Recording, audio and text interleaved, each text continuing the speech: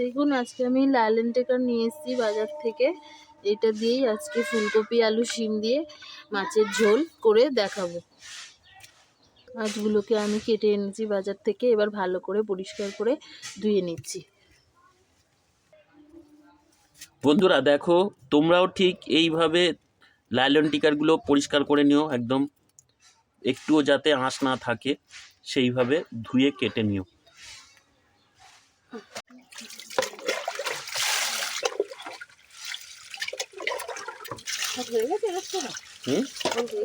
দেখো বন্ধুরা, আজকে আমি মাছের একটি রেসিপি নিয়ে তোমাদের সামনে চলে এসেছি।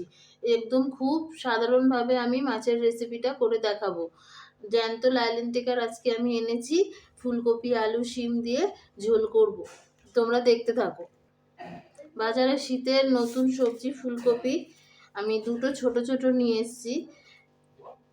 এখন যেহেতু ফুলকপির দামটাও খুব বেশি, আমি তাই দুটোই নিয়ে এসেছি ছোট দেখে। তোমরা তোমাদের পরিমাণ মতো নিয়ে আসবে। ফুলকপিগুলো কেটে আমি জলে দিয়ে দিলাম। দেখুন ফুলকপি আমি ভালো করে ধুয়ে নিচ্ছি। ফুলকপির ভিতর তো পোকা থাকে। দু টুকরো করে দিলাম শিমগুলো একটু ভালো করে দেখে বেছে নেবেন, শিমের ভেতর তো পোকা থাকে। শিমগুলো কেটে ধুয়ে নিলাম। এবার আমি একটা বড় সাইজের আলু কেটে নিচ্ছি। ঝোলের জন্য আমি লম্বা লম্বা করে আলুটাকে কেটে দেব।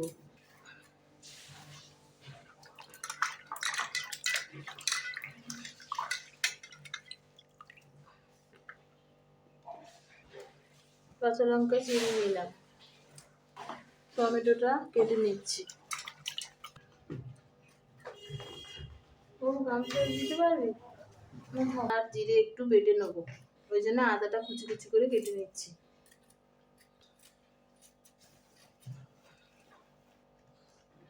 আমার সব উপকরণগুলি রেডি হয়ে গেছে। দেখো আমি 4 পিস মাছ নিয়ে মাছের ঝোল রেসিপিটা করে তোমাদেরকে দেখাবো। নুন হলুদ মাছে মাখিয়ে নিচ্ছি।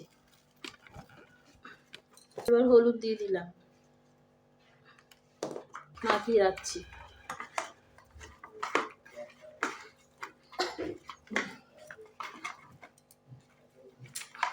নমস্কার বন্ধু, আমি পিয়ালি, তোমরা দেখছো পিয়ালি কিচেন আপ। আজকে আমি আমার রেসিপিটা তোমাদের সামনে দেখাচ্ছি। কড়া বসিয়ে দিয়ে আমি কড়ায় তেল দিয়ে দিচ্ছি মাছ ভাজার জন্য।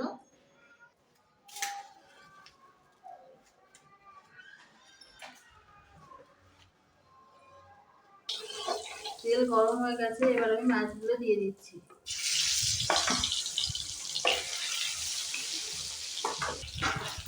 মাছগুলো আমি লাল করে ভেজে নিলাম। ওষুধটা হয়ে গেছে, এবার ওষুধটা বন্ধ করে দিলাম।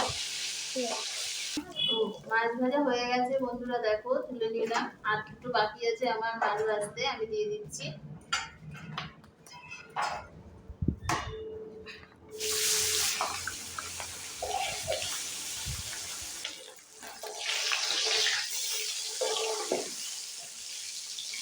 দেখুন বন্ধুরা, আমার মাছ ভাজা প্রায় হয়ে গেছে। খুব বেশি কড়া করে ভাজবো না, যেহেতু মাছগুলো জ্যান্ত মাছ আর আমি পাতলা করে ঝোল করবো, এই জন্য আমি খুব কড়া করে মাছগুলো ভাজবো না। বন্ধুরা তোমরা রেসিপিটা কেমন লাগে আমাকে কমেন্ট করে অবশ্যই জানাবেন। আর যদি ভালো লেগে থাকে তাহলে আমার চ্যানেলটিকে অবশ্যই সাবস্ক্রাইব করে দেবেন। মাছ ভাজা হয়ে গেছে আমার, মাছগুলো তুলে নিচ্ছি। দেখুন মাছগুলো ভাজা হয়ে গেছে। এবার ওই কড়াই যে অবশিষ্ট তেল আছে ওর মধ্যেই আমি ফুলকপিগুলো ভেজে নেব।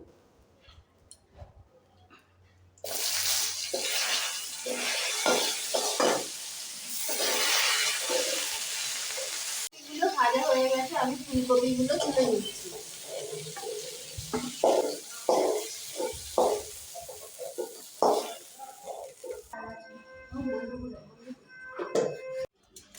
আদাটা বেটে নিচ্ছি।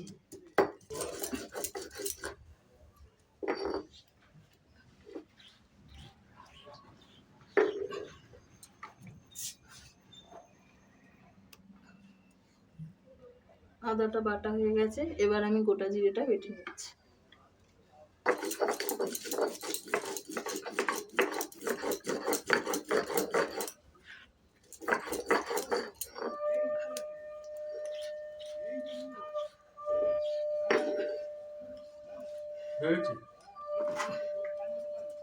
বন্ধুরা, তেল গরম হয়ে গিয়েছে, এবার আমি তেলের মধ্যে আমি পাঁচফোড়ন দিয়ে দিলাম। বন্ধুরা, আজকে আমার যেহেতু গ্যাস শেষ হয়ে গিয়েছে, ওই জন্য আমি ছোট একটা উনুন তৈরি করে রেখেছি এই শীতের সময় জল টল গরম করার জন্য। ওই রাতেই আজকে আমাকে রান্না করতে হচ্ছে। একটু অনেকদিন জ্বালানো হয় না, তো একটু ধোয়া হচ্ছে, বুঝতেই পারছি। তোমরা ভাবছো আজকে কেন, আমি আজকে একটু অসুবিধা হচ্ছে, কি একটু মানিয়ে নিও।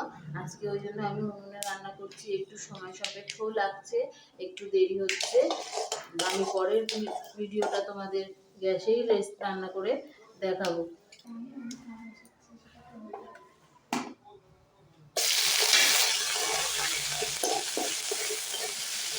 আদা বাটা দিয়ে ভালো করে আদাটাকে ভেজে নেবো, যাতে কাঁচা গন্ধ আদার দূর হয়ে যায়। আদাটা ভাজা ভাজা হয়ে গেলে বেটে রাখা জিরেটাও আমি আদার সঙ্গে দিয়ে দিচ্ছি। দিয়ে দুটো মশলা ভালো করে কষাতে থাকবো। কেটে রাখা আলুটা দিয়ে দিলাম।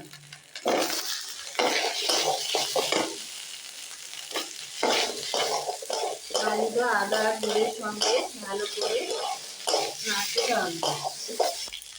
এবার আমি শিমগুলো দিয়ে দিচ্ছি।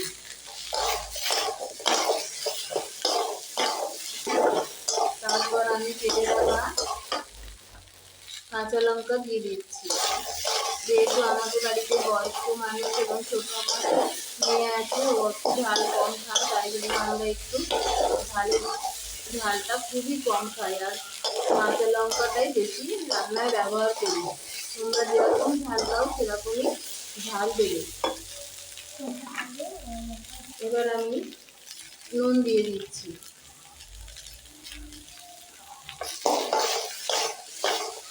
নুন দিয়ে সবজিটাকে ভালো করে নাড়ছি। এবার হলুদ আর টমেটো দিয়ে মেশাতে থাকলাম।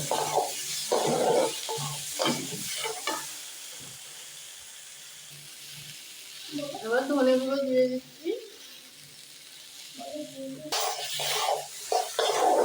গোটা জিরে আদা বেটে তরকারিতে দিয়েছি বলে জিরের গুঁড়ো আর ব্যবহার করছি না। এবার সবজিগুলো মশলার সাথে মাখা মাখা হয়ে গেলে আমি জল দিয়ে দেবো। সবজিটা কষা হয়ে গিয়েছে, এবার আমি জল দিয়ে দিচ্ছি। জলের পরিমাণটা আলু, ফুলকপি, মাছ এরকম সিদ্ধ হবে সেই বুঝে, আর কতজন লোক খাবে সেরকম অনুযায়ী আপনারা জলটা দেবেন।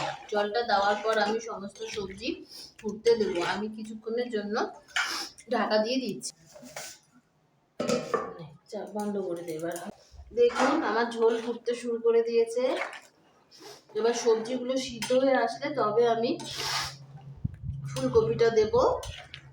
নামানোর 10-15 মিনিট আগে দিয়ে ফুলকপিটা একটু সিদ্ধ করব, তারপর আমি মাছ দিয়ে ঝোল দেখে নামিয়ে নেব।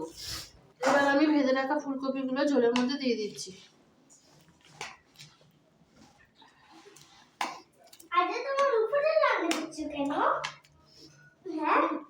ফুলকপিগুলো সিদ্ধ হলে তারপর আমি মাছ দিয়ে ফুটিয়ে নেব। দেখুন এবার আমি মাছগুলো দিয়ে দিচ্ছি।